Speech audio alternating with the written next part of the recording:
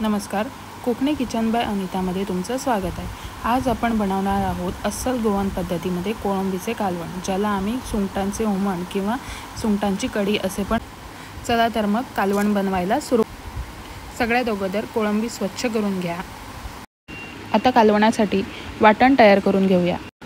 मिक्सरमध्ये 7 ते 8 सुक्या मिरच्या, 1 चमचा धणे, 1 चमचा हळद, 1 चिरलेला कांदा, थोडी चिंच आणि ओलं खोबरं घालून त्याच्यात पाणी ॲड करून ह्याचं वाटण तयार करून घ्या।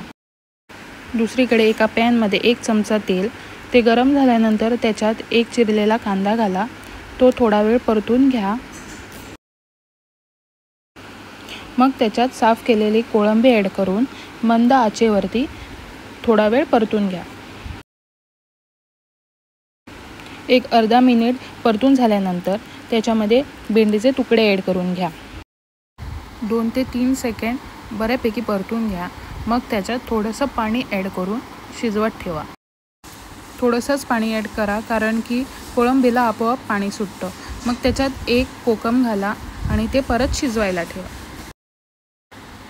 आता हे बऱ्यापैकी शिजलेलं आहे।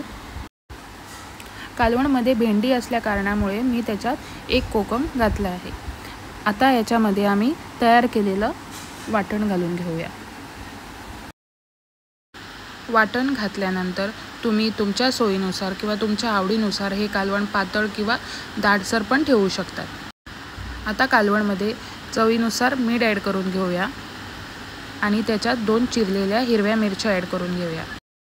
मग हे कालवण 1 उकळी येईपर्यंत मंद आचेवर ठेवावे। आता हे कालवण रेडी झालं आहे, तर वरून गार्निशिंगसाठी मी कोथिंबीर ॲड करून घेते। तुम्ही हे कोळंबीचे कालवण गरमागरम भात किंवा भाकरीसोबत पण खाऊ शकता। तर तुम्हाला ही रेसिपी आवडली असेल तर नक्की करून बघा आणि मला तुमचा अनुभव कळवा। व्हिडिओ लाईक, शेअर आणि कोकणी किचन बाय अनिताला सबस्क्राईब करायला विसरू नका। थँक्यू।